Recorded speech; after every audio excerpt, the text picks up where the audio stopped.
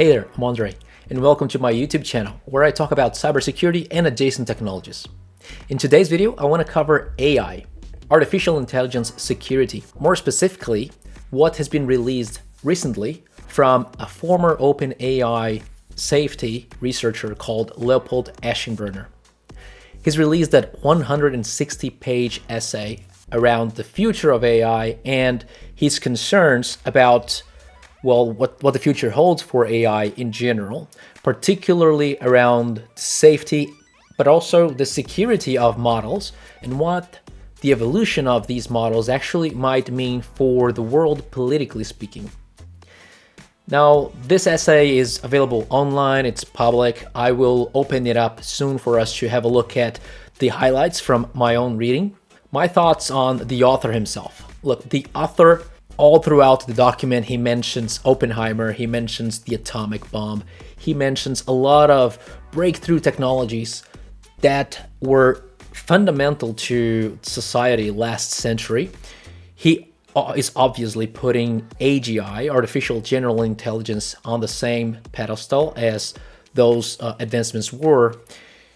But most importantly, he talks about how the next evolution of AI, even after AGI, which is superintelligence, how that will shape the world in many ways.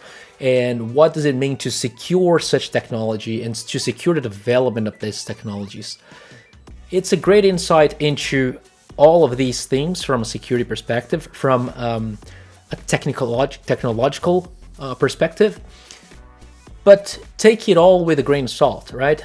Because he's, throughout the document, I'm going to make some mentions here, but throughout the document, he is quite bullish on the evolution and how quickly humanity will get to AGI and superintelligence. He says it will happen in the next, the essay is called Situational Awareness, the Decade Ahead. But according to his own predictions, and he pulls out some numbers, some calculations that he's made based on his own facts and, of course, the reasoning that he presents as well. He's assuming that we'll get to AGI this decade, superintelligence very soon as well. There are a lot of different takes on how truthful this is, because essentially there are a lot of constraints that he is very dismissive of in his papers. So I'm not here to talk about any of that, right? I'm not here to talk about his predictions. I'm not here to talk about whether superintelligence will come in or not in this decade, or the politics behind the development of all of that. They are fundamental, so these topics are fundamental for the future of the world, naturally, for the future of technology, absolutely, for the future of cybersecurity, yes, undoubtedly. However, what I want to focus here are Aschenbrenner's challenges and the points he makes about cybersecurity, the current state of cybersecurity for AI, and some of the points he makes as an AI researcher himself about how to protect AI. So let's have a look at that particular lenses of his research. Let's dive in. All right, so to get started, let's have a look at the author first, right? I'm raising the flag here because, again, take the whole research, the whole paper with a grain of salt, because there's been a lot of backlash in terms of the agenda that the author is trying to push on the document. There's a lot of optimism, a lot of bullish thoughts around the advances towards AGI, but there's less thinking about the actual societal implications of the whole AGI development, but also the political development of AGI and overarching control of all of that. So take all with a grain of salt, but Leopold Aschenbrenner, he's former OpenAI, he's starting his own firm to develop AGI. So again, looking through the background of who the author is, you can start realizing that, hey, there is an agenda. He wants to hype up the technology that he's actually working towards, right? So that's my thinking anyway. But anyway, so have a look at him if you're curious. There is his own blog and so on and so forth. The paper that I'm mentioning is publicly available right here. I'll put the link in the description as well, but you can easily find if you Google situational awareness. All right, with all these red flags set up, let's have a look at the document and some of the findings that I think are important. This is the paper. It was just released this month. It's dedicated to Ilya Sutskever. Okay, future under here. It's worth noting that Ilya Sutskever is a researcher, but also a co-founder at OpenAI. He's also been working with other entities in the field, such as Google, for example, and he's co-founded another research entity back in 2012, 2013. So it's worth noting that he's very respected in the AI field. So Leopold has worked very closely with him. All right, back to the video. But let's get to what really seems to be important from his perspective. He talks about AGI race, right? Race to artificial general intelligence, talking about how these machines will outpace human intellect of the equivalent of graduates. GPT-4, we have the equivalent of smart high schoolers with GPT-4, and what the next step would mean. Essentially, he is talking about here about this AGI race happening between superpowers, political superpowers in the world, including, of course, US and CCP. He talks about how there could be a potential race with CCP, but even an all-out war because of it. Again, throughout the document, you'll see a lot of references to Oppenheimer, a lot of references to atomic bomb and World War II, and how the race to atomic bomb actually had that whole thing going on there. And I don't know, but it seems like he watched Oppenheimer and he was really hyped up about it. On the following paragraph, you can see here, right? He talked about situational awareness, what that means. Situational awareness, meaning its understanding of where things are at in a given field, right? So situational awareness within AI means you understand where things are at currently and where things can potentially go. You understand the intricacies of the field, essentially. In this footnote here, what I realize is he's comparing the researchers and people who are developing AI technology now to be bright minds of the past, such as, well, Oppenheimer and Teller, which was also part of development of atomic bomb. The document is very thorough, very long. I'm not going to go through everything in here. However, I do want to get to some points of it. Starting from first chapter, he talks about how the infrastructure of AI will increase and what will be the catalyst for the next evolution of AI. Essentially, he talks about orders of magnitude, OOMs. Now, throughout this chapter, he's going to explain how three things are going to impact how AI will essentially get to the next step. So he talks about how algorithm improvements are going to take a very important step, much like what happened between GPT-2 to GPT-3 and, of course, 4. He also talks about compute and how compute will be important. He makes a point about if you throw a lot of compute into a good deep learning algorithm, you're going to get your results. So therefore, evolving the compute and the investments that are being put currently with all the economic values that we're getting from AI stocks, for example, is indication that there's clear evolution in this path here. Lastly, there is unhobbling, right? So meaning you are fixing faults within how the models interact within specific topics. There's a lot more that you can learn from what he presents here, but what I do want to highlight here is the implications of compute. Here he's making assumptions or projections based on the actual results of how compute has impacted DPT performance, general pre-trained transformers performance. So from GPT-2, which was graded as a preschooler, all the way to GPT-4, which is a smart high schooler in terms of intelligence. He assumes that we're going to get to an automated AI but essentially an AI researcher, engineer kind of level of intelligence, a few orders of magnitude from where we are currently. Orders of magnitude essentially means an amount of power that essentially is multiplied by an order, which an order can be times 10, for example, right? So think of an order of magnitude. He's presenting in the logarithm 10 scale here. He's presenting an order of magnitude being 10. So in the order of tens of this particular compute resource that he's mentioning. When we get to that AI researcher level of intelligence and capability, it means that the AI will be able to increase its capabilities without any constraints, because at that point it can improve its. That's he's estimating by 2028 based on this particular graphic that he makes up here. He makes very good assumptions here. I like that line here, that it doesn't require believing in sci-fi to understand where these things will go, but it requires believing in straight lines on a graph. Yes, of course, straight lines that are assuming a lot of things, right? This is not particularly important or fundamental for cybersecurity per se. It is important because all of this research he's presenting will boil down to the impact and the way he presents how security will be fundamental to protecting all this technology. Because again, he's presenting how the development of AI is going to pose an important technology to the society, essentially, right? To society. Now, this here is an aspect that I think it's important for us to understand. This, why he's presenting orders of magnitude in terms of compute power being so important. This here is Sora, right? So he presents the argument that Sora, when given enough compute power, can present, well, amazing results. So this here is an example here. So base compute, given the same prompt with base compute, you get a blurry but not so realistic image.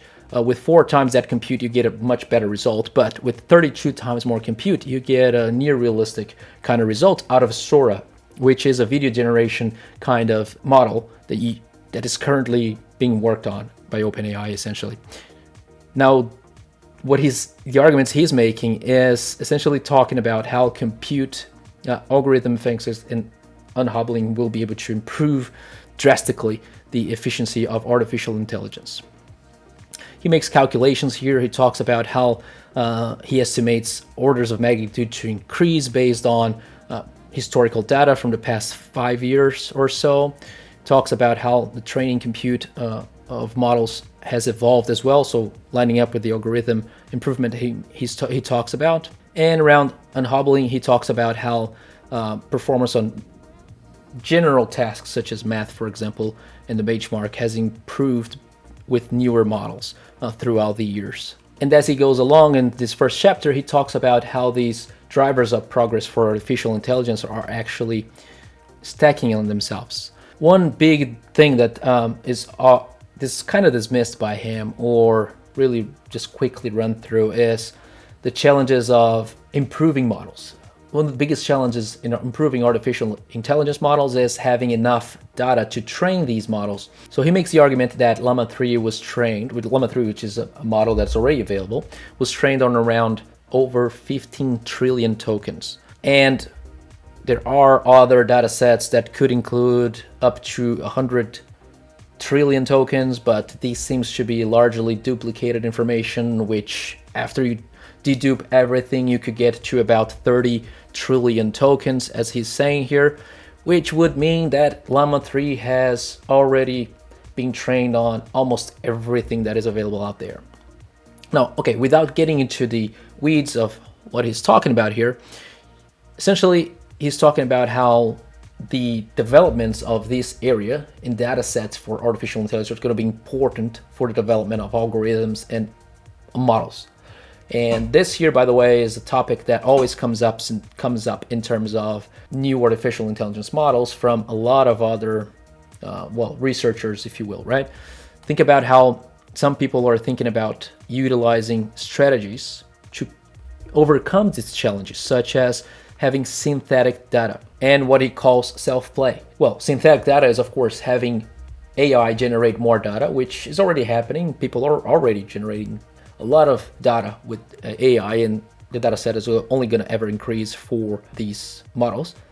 Self-play being the ability for having multiple artificial intelligence agents, if you will, talk amongst themselves and develop some data with itself. Now, there are specific players in this industry for AI that only cater for data sets. And well, he makes a mention here about the CEO of Anthropic and how the CEO of Anthropic also is dismissive of this challenge, because there are a lot of different ways to overcome this challenge. And so you see how there's a lot of well, he used the word bullishness here, and there's a lot of bullishness around this not being a problem at all. However, it could be a problem, right? We never know. And as we scroll down, we can see even more arguments about how there are examples of and not enough data set not being a blocker. He uses the example of AlphaGo, for example, which AlphaGo was trained on imitating a particular expert players of the Go game. But essentially what happened was AlphaGo made what is known as move 37 within that particular game against Lee Sedol that was unusual, extremely unusual for the data set that he had. And so something that a human would never have played according to him and according to apparently everyone that understands what really happened with AlphaGo there. So yeah, so the data set, he's dismissing that kind of challenge there. He's also talking about unhobbling. Again, unhobbling being the ability to remove faults in how artificial intelligence models display outputs, essentially. There has been a lot of development recently about how these models work in order to unblock itself from constraints. So think of something that has been implemented recently called chain of thought, right? So this is something that has been implemented already with GPT-4. Chain of thought essentially means that you can have an understanding of what you are actually responding before you respond, right? So GPT-4 is somewhat able to do that. It's able to compute with more accuracy before it responds to anything, something that wouldn't happen with GPT-3 or GPT-2. There are also other techniques that can be utilized in order to unhobble these models, such as reinforcement learning from human feedback.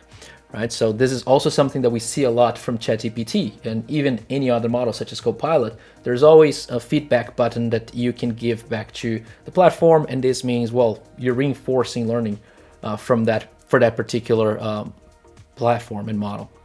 He also mentions other things here, other techniques such as scaffolding. I'm not going to get into details. Context length, which he also calls out how newer models require a lot less context in order to be just as accurate as older models, for example. So quite a good read here for you to understand the development overall of these models and what techniques are being utilized behind the scenes, something that we don't always see on our day-to-day life, of course. Again, he presents the stacking of these techniques and what do each of them actually mean for the development and driver of progress in artificial intelligence, and he essentially exemplifies how unhobbling and algorithm progress there can impact potential drivers of progress or drive the progress of AI there. You can see the graph here is essentially compounding in terms of where things are going according to him. Now, at some point on this first challenge, he's already talking about the next 4 years. So what his predictions are in terms of compute, algorithmic efficiency, and unhobbling, right? So he's going to get to actual factual numbers from the last 5 years, but also making a projection here in terms of where he thinks things are going. I'm going to leave this all to you for your perusal later on. I'm not going to get into any of that. This is speculation from my perspective. This is not the focus here for us today. He's also talking about the decade and where things seems to be going in terms of the next 2 decades in terms of AI. Now, on the second section of the document, what he talks about is how AGI to superintelligence is going to be important. He also makes a parallel here, again, to the World War II developments in last century.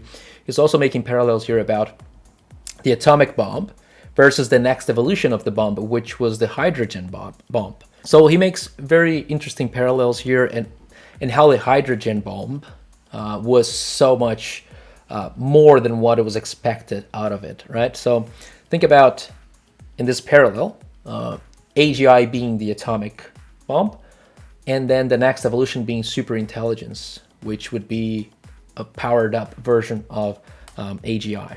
Now, in this scenario, what he presents is the explosion of intelligence.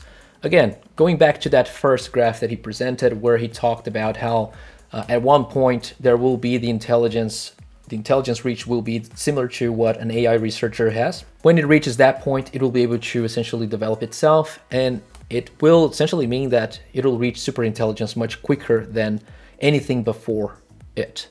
Yeah, and it seems reasonable. Timelines here seems to be very optimistic from my perspective. Again, he's very dismissive of important infrastructure that is needed for something of that caliber to work, I assume, right? Think about how much compute power and GPU power and literal electric power is actually needed to power something like that. Still in this section, he makes an argument here about why he thinks superintelligence and AGI will be widely adopted and very interesting from a market perspective. Of course, he makes the obvious point here, right? So technologies such as this mean employers won't have to worry about politicking, cultural acclamation, and so on, right? So these sort of automated agents will work with peak energy and focus day and night. So it means that these automated AI researchers will essentially mean a lot of the employers will be drawn to them because of all these reasons. Now, continuing this section, he talks about the economics of what superintelligence could mean in terms of pace of progress there. Interesting stuff, definitely. A lot of good calculations that he presents in terms of he's trying to present the background of some of them. I'm not going to validate any of them. It's not my place to do any of that here. But if you're interested in them, again, have a look at the document. Finally, at the end of that section, he reaches the point of the power of superintelligence. So at this point, he's going to start to present what powering superintelligence could actually mean. He's going to talk about essentially millions of GPUs needed and how there is currently a lot of investment already being put into factories for GPUs and data centers. At this point, we start getting from, well, essentially the output to the background and infrastructure that powers that output. This is starting to get into the cybersecurity or security space of things, right? Because he starts talking about, yeah, superintelligence will be very impressive. GPUs will be needed, absolutely. He talks about how the evolution here of human progress will be impacted by superintelligence, absolutely. Some of the potential impacts and the explosive progress of superintelligence will mean in terms of society. Yeah, I'm gonna leave them here for your evaluation later on. He also draws some commentary around how superintelligence can bring a lot of economic growth for society, which is also very bullish, also very dismissive of important societal impacts as well. He's not making any of that. And then he starts talking about how superintelligence will be a decisive and overwhelming military advantage. So this is very important. This is critical in terms of the security aspect of it. Because at this point, he starts hyping up the technology being critical for political reasons and for essentially any superpower in the world, right? Which he's completely right from my perspective. Talking about how superintelligence will be important and critical for military advantage. Whoever has their foothold on that kind of technology will be ahead of any other countries in the world. He talks about what the risk is for the US government. USG is something that he mentions from here onwards. He makes some commentary around historic technologies that actually meant that other empires could be dissolved, which is quite interesting. But then he presents this particular graph here representing superintelligence and where things could go as well. So he, again, presenting all these topics in terms of where growth could be for all of them.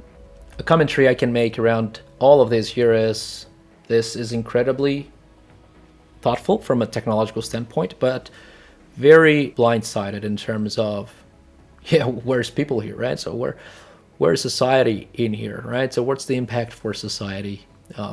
Later on, he makes an interesting comment about an author called H.G. Wells, who predicted atomic bomb in a novel in 1914, so decades before an actual atomic bomb was developed. This is really interesting. When we look at H.G. Wells, he was an author, an English writer, as you can see in his Wikipedia, written a lot of world's sci-fi books. The book that the idea of atomic bomb was first presented, according to Leopold, is The World Set Free. So this is the book in which H.G. Wells presents this sort of idea of a bomb that was so strong that needed to be looked at. Now, I don't know the back, I haven't read the book, right? So perhaps it's worth reading it later on. But essentially what he talks about here is how H.G. Wells' idea actually drove some interest from some scientists. But essentially what he talks about here is how the idea of this writer brought to the attention of how important it could be to something like that, right? So something so powerful. And then he goes on to explain how important advancements from other scientists much later on in history were actually dismissed by their counterparts or their current governments, such as Szilard.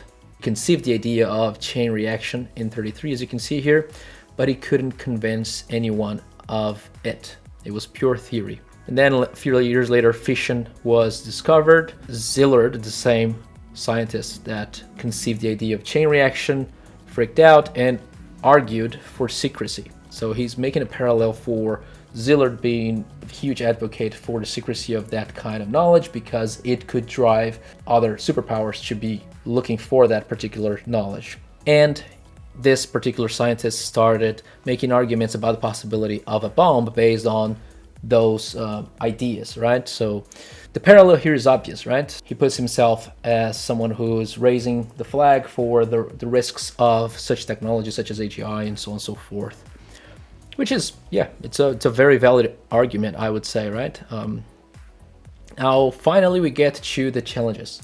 So this here is an article or part of the article where we get to where it's very important, right? So the challenges being the infrastructure, right? So he mentions here the clusters and how investments in data centers all throughout the world are so fundamental for the development and for the continuation of AGI, and how, of course, how power is going to be, electricity is going to be critical for all of that, and how the infrastructure powering this, all of this is going to be fundamental as well. So when we look at all of these points, he's talking about strategic decisions, where to invest money, where to invest money for data centers, where to invest everything. He's going to talk about political relevance of having data centers placed in specific places of the world. He's going to talk about dictators. He's going to talk about US government, all of these things that, yep, are things to think about. It's going to make some interesting comments about how AI is already generating a lot of revenue for some organizations such as NVIDIA, how AI is already driving expenditure of a lot of organizations. This means there's a lot of investment being put back into powering even further with infrastructure, right? My take on all of this is, yeah, he's got a point in terms of infrastructure and where money's going. So if you're listening to this and you've got something to invest your time on, definitely think about AI infrastructure, AI technologies. That's definitely gonna have some financial returns to you, I can say. This here is an interesting graph he presents. He talks about the power generation and how much power was needed to train specific clusters. So he's talking about how in the next few years, total AI demand will exponentially increase. Again, going back to own predictions for AGI, for superintelligence, and so on and so forth. So when you start considering the actual amount of power that he himself talks about that's going to be needed, you start realizing that, hey, things aren't going to be moving that fast because there are physical constraints to doing so. Not even economical, I would say, but anyway. Then he makes some parallels here about AGI data centers and where they should reside. Essentially, again, talking about the politics of all of that.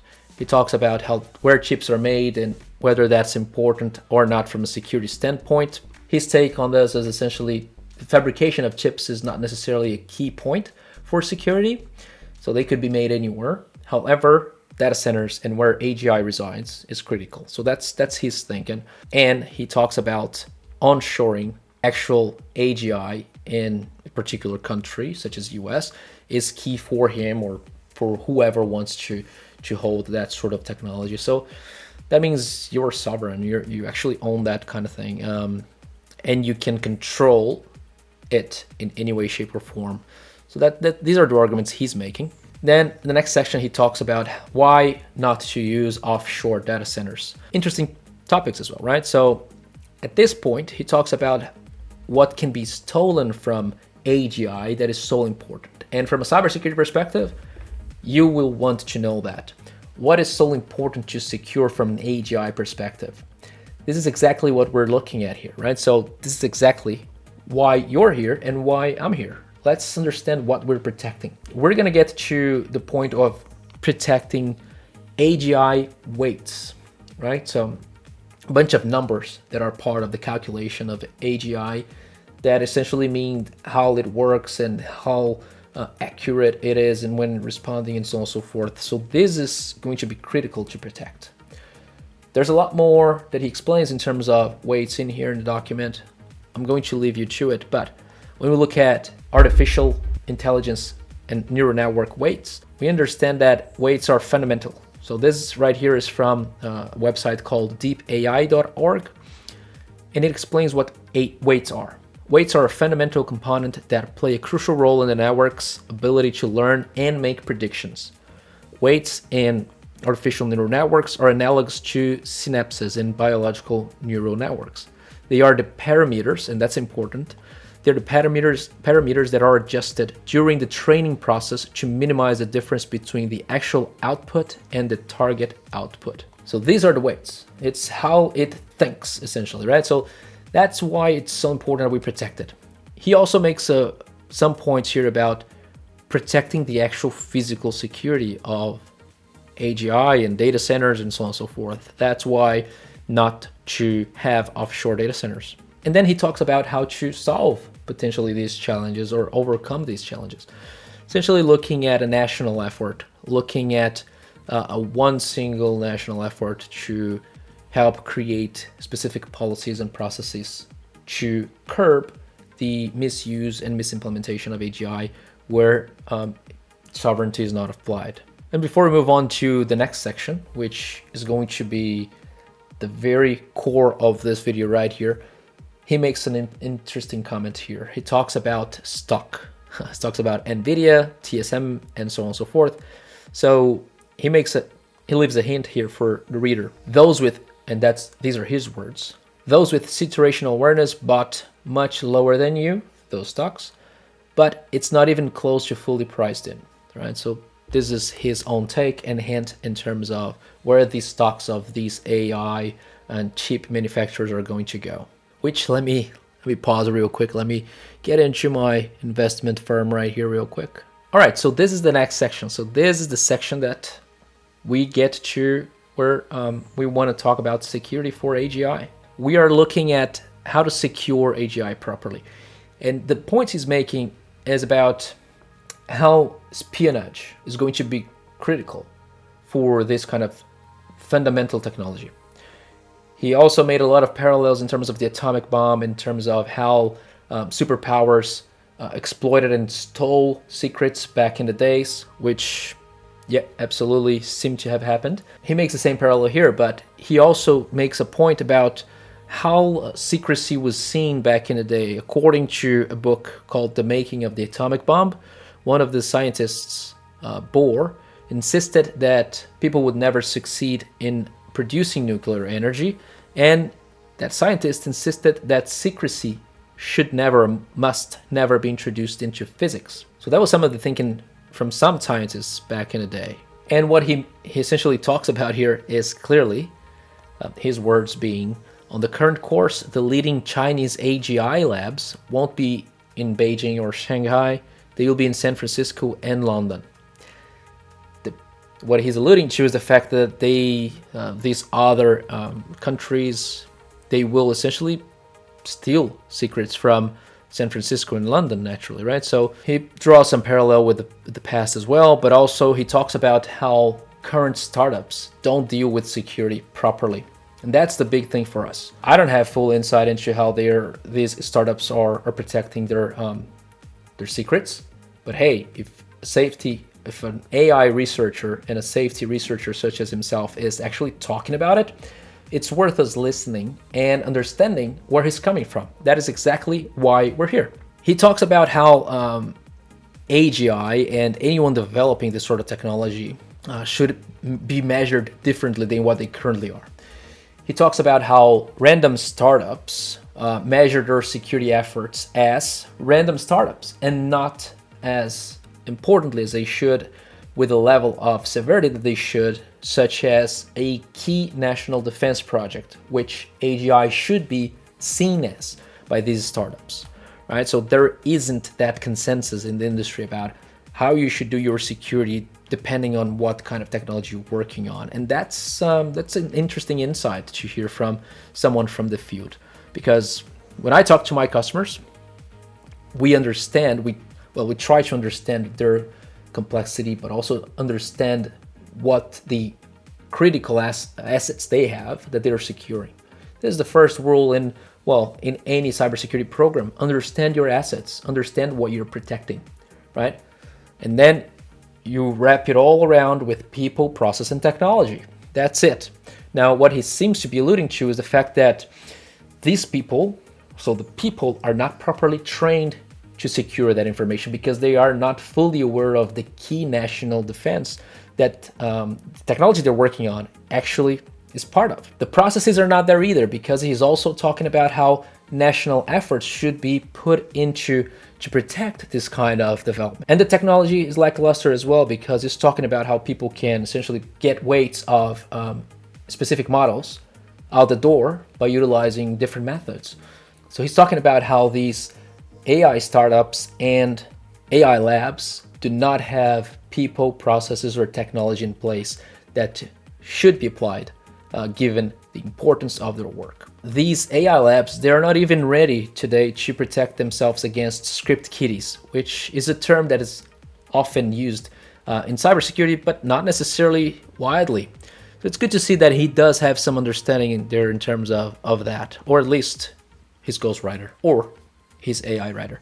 And he makes a parallel about how the threats to this kind of technology are going to be much higher than script kiddies. They're going to be nation states potentially, according to his own words. One other thing he talks about here that alludes to the fact that the people working in these AI labs are not ready to protect their data is that if you look through office windows in San Francisco, you might even be able to get some secrets, meaning, yeah, these places are not secured properly.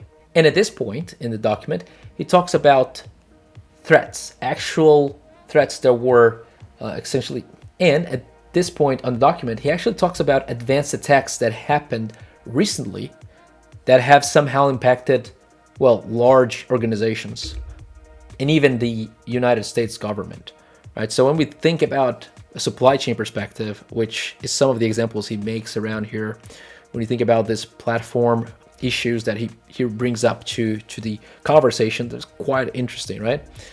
And when we think from a cybersecurity about protecting against threat actors, absolutely 100%, 1000% correct here, right? So we're protecting against threat actors, regardless of what they are, if they are criminal, if they are nation states, whatever. And if the technology people are working on are that critical, yeah, the arguments he's making do have some interesting points.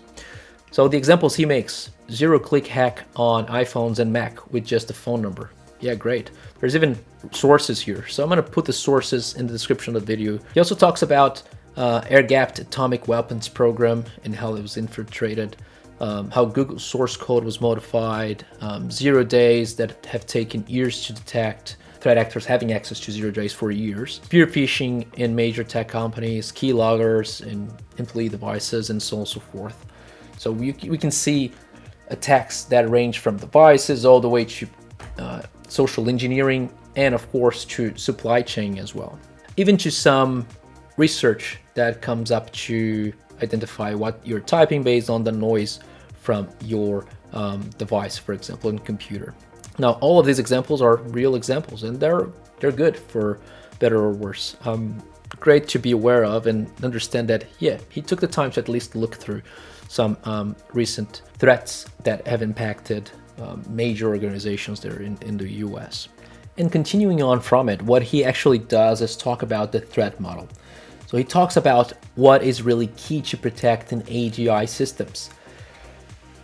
In his own words, There are two key assets we must protect: model weights, especially as we get close to AGI, but which takes years of preparation and practice to get right, and algorithmic secrets, starting yesterday. From a cybersecurity perspective, we know we have to protect key assets within an organization.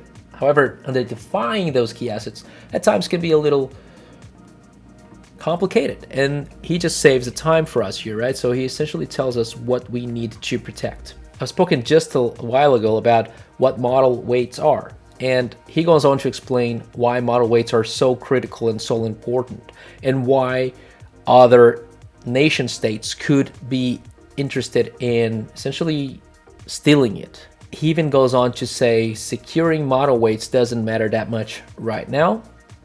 For example, he says stealing GPT-4 without the underlying recipe doesn't do that much for the intended attacker, but it will really matter in a few years once we have AGI, systems that are genuinely incredibly powerful. So what he's advocating here for is, hey, start protecting and creating defenses right now, because at one point, the things you're developing today will be important. And so we have to be assured that nothing was stolen from it. And as we continue to scroll down, we get to this other thinking of his, which it talks about how the infrastructure to develop this weighted security will take years. He's talking about his own reasoning and his own projections into the future. So at this point, he's not being dismissive of anything. He's actually factoring in the importance of cybersecurity and the security of these weights today, and so that to assure that his projections are in check. What he says is, if we think AGI will be achieved in 3 to 4 years is a real possibility, and we need state-proof weight security, then we need to be launching the crash effort now. Securing weights will require innovations in hardware and radically different cluster design, and security at this level can't be reached overnight but requires cycles of iteration. What he ponders here is extremely important and really relevant. He also talks about algorithmic secrets. So he talks about how algorithmic secrets protection is important today, not just in the future, unlike what we were just looking at. Algorithmic secrets should be protected today, despite it being underrated, unfortunately, according to him. One of the points he makes to why that is this right here. He says, we may be developing the key paradigm breakthroughs for AGI right now, and thus it's really important to protect it today, or yesterday, as he called out earlier in the document. And he makes an interesting comment here from someone coming from the inside of these organizations. It's quite an interesting insight into it. What he writes about is, it's hard to overstate how bad algorithmic secrets security is right now. Between the labs, there are thousands of people with access to most important secrets. There is basically no background checking, siloing, controls, basic InfoSec, etc. Things are stored on easily hackable SaaS services. People gabber at parties in San Francisco. Anyone with all the secrets in their head could be offered $100 million and recruited to the Chinese lab at any point. This is sourced from this here, right? Number 74, which let me read out the source here, or his commentary. 74 says, indeed, I've heard from friends that ByteDance emailed basically every person who was on the Google Gemini paper to recruit them, offering them L8, a very senior position with presumably similar high pay, impeaching them by saying they'd report directly to the CTO in America of ByteDance. An interesting insight into how aggressive recruiting is in that part of, or in that industry. But also the parallel he makes is, hey, people are doing that in America, why couldn't they be doing that elsewhere if they have political interests in there? And so he makes a lot of these interesting insights, which are definitely something to take in. Now, scrolling down, we get to what he says, what will super security require? He talks about how economic espionage is a thing that China has been doing for years. But what he says is essentially we need a lot more to protect our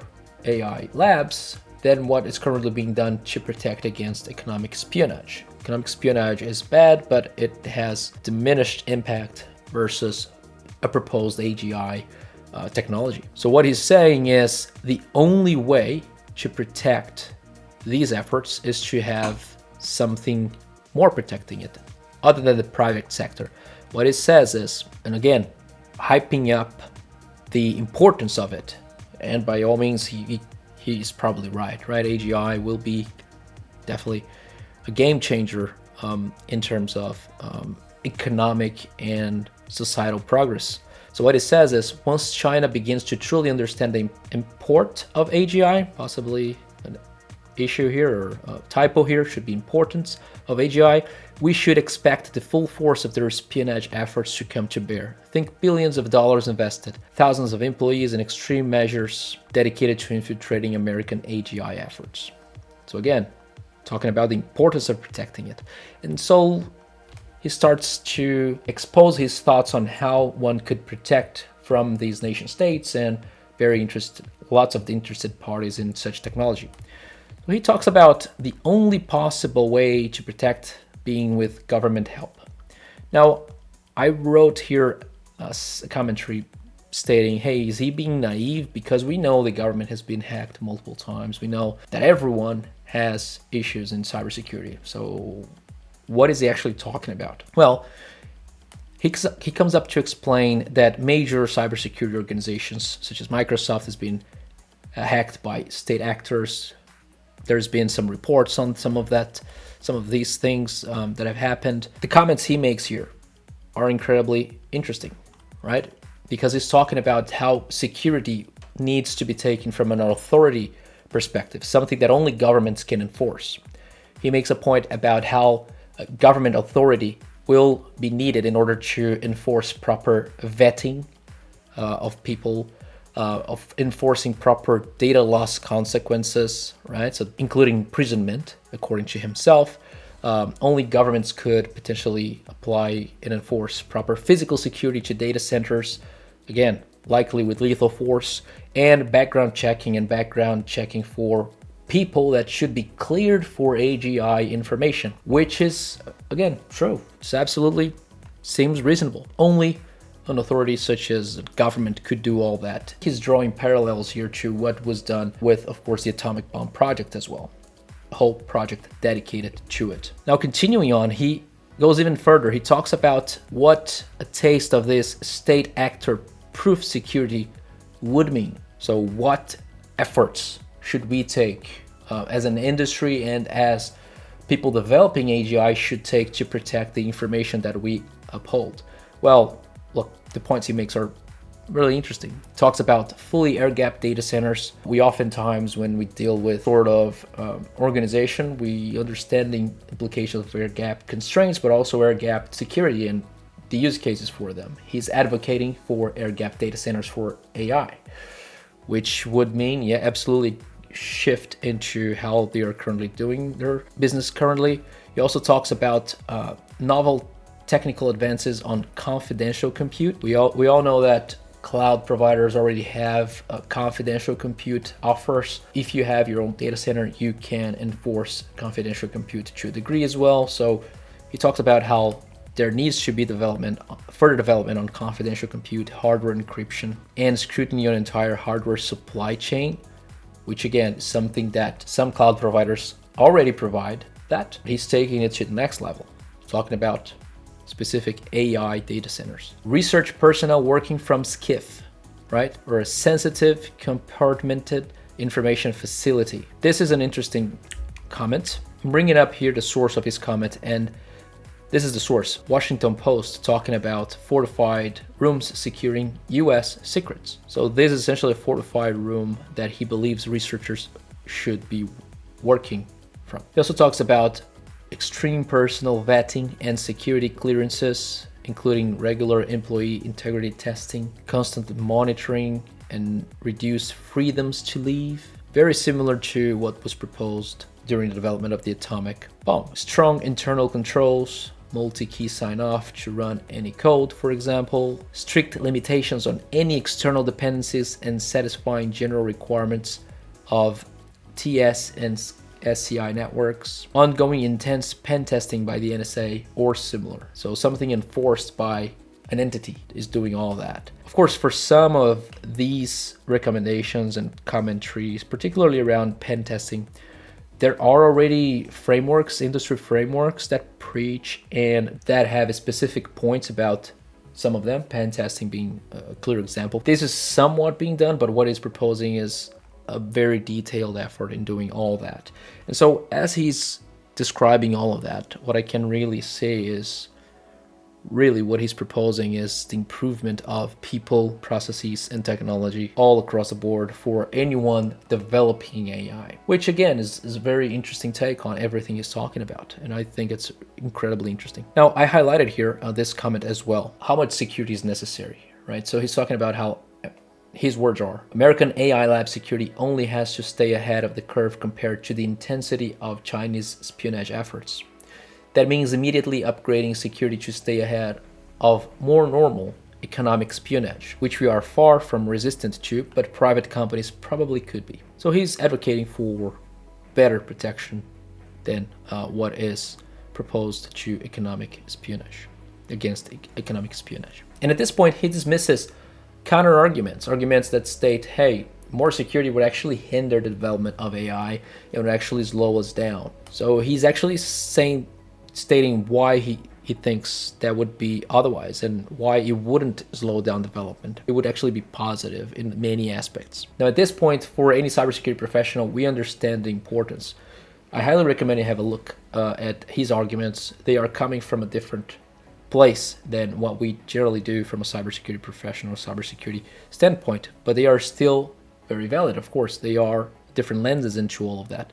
So very interesting aspects he makes there about why you should protect all of that and why it wouldn't slow down AI development. Now, what he goes on to talk about here is to further his parallel to the atomic bomb development, which he goes back to the example of Leo Szilard, which was known to be the American physics community leading apostle of secrecy in fission matters. So Leo was the apostle for secrecy in anything fission back in the days. And he gives out an example about how Leo managed to convince Fermi to not publish the results of a specific research that he was working on, and how that effort to actually hinder that meant that the Germans couldn't get satisfactory results, and so it delayed the development of their own atomic bomb. And so it was actually very beneficial to hold on to that research and not publicize it because of that particular result. So what he states here is from a book called The Making of the Atomic Bomb, and the sentence he uses to exemplify the importance of it is, this was crucial, right? So Fermi not publicizing the results of findings that he made in one of his research. That research, or not having access to that research, left the German project to pursue another technology or another way to achieve what they were trying to do, which was a wrong path and ultimately doomed the German nuclear weapons effort. So he is advocating for secrecy of very critical developments. He then continues on to explain how there is disparate and inconsistent messaging from AI startups to how much effort they're putting into their security efforts, right? So AI startups prioritizing economics instead of security. How much power or how much should you secure something, and how much should you prioritize your specific productivity, for example. When it comes to make hard choices to prioritize security, startup attitudes and commercial interests prevail over the national interests. The National Security Advisor would have a mental breakdown if he understood the level of security at the nation's leading AI labs. Raising a flag here for national efforts to secure it properly. And the way he closes out this particular segment of his essay is to talk about the reality, right? So the reality, according to him, is in the next 12 to 24 months, we will develop the key algorithm breakthroughs for AGI and promptly leak them to the CCP. These are his words. He's also saying that the reality is we are not even on track for our weights to be secure against rogue actors like North Korea, let alone an all-out effort by China by the time we build AGI. And lastly, let me read the last paragraph of this particular segment because it really ties in well with the messaging of this whole video. What he says in his essay is, we're developing the most powerful weapon mankind has ever created. The algorithm secrets we are developing right now are literally the nation's most important national defense secrets. The secrets that will be at the foundation of the US and her allies' economic and military predominance by the end of the decade. The secrets that will determine whether we have the requisite lead to get AI safety right, the secrets that will determine the outcome of World War III, the secrets that will determine the future of the free world. And yet, AI lab security is probably worse than a random defense contractor making bolts. These are very bold words, also very critical statements that he's making here. I hope he's wrong. As a cybersecurity professional, as someone who is concerned about the safety of society, I can only hope that he is wrong. But the argument he makes are very important. And he leaves off this particular segment of the essay with this figure. So it's a billboard at the Oak Ridge, the Tennessee uranium enrichment facilities from back in 1943. In the continuation of the document, what he talks about is super alignment. This is all about AI safety, how you take care of reinforcement learning and implement ways to align the AGI to desired outcomes.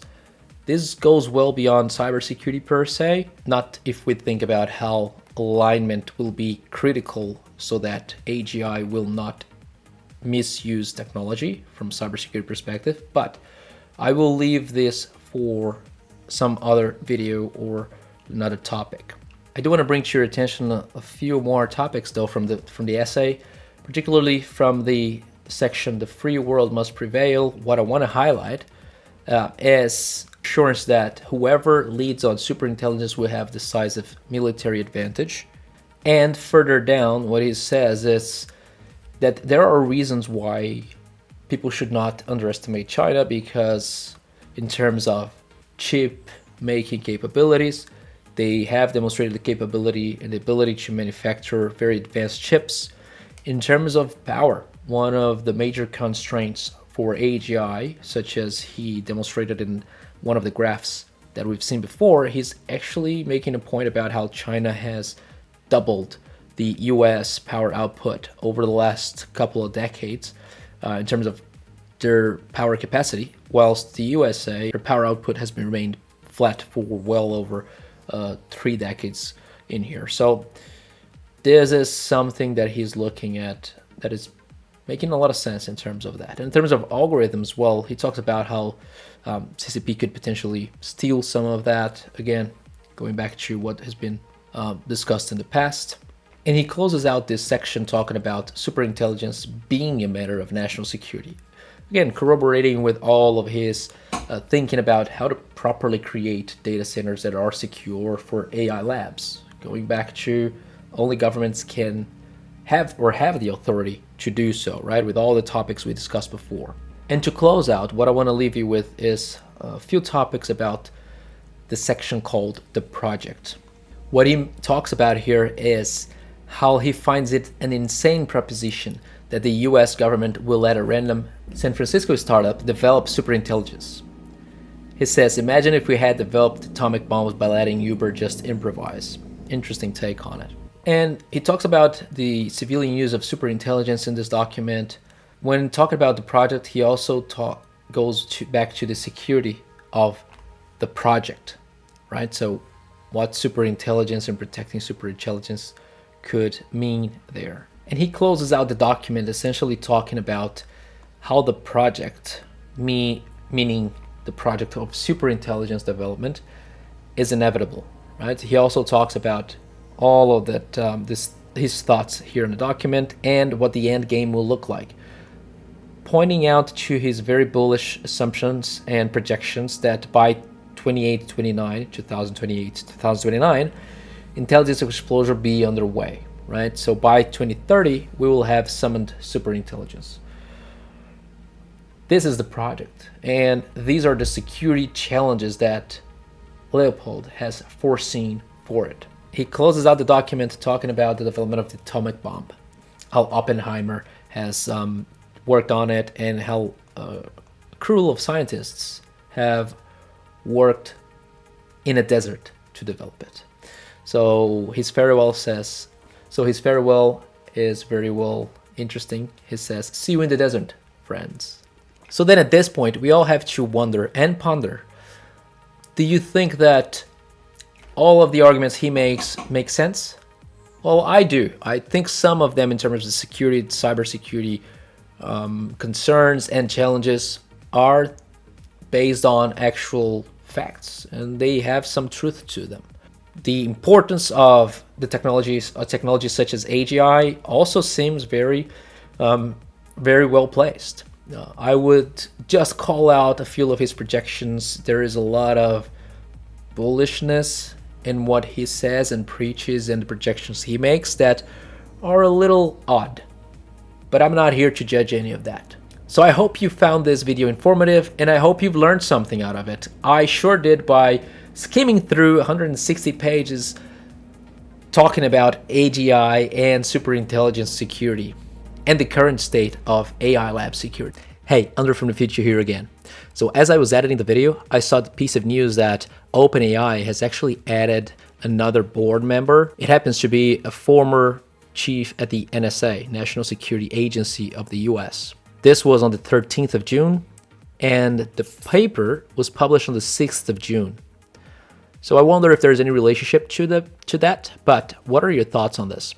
As I am looking through the piece of news here that I'm displaying on the video right now, you can see that this chief of NSA will actually help out. Let me read it out loud here.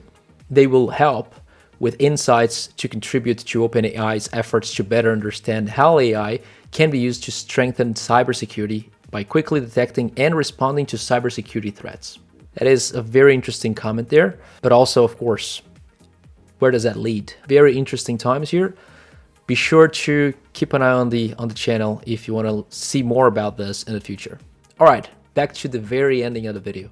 So if you want to learn more about cybersecurity, AI, and more, subscribe, leave a like. Let me know what your thoughts are on this video. See you around.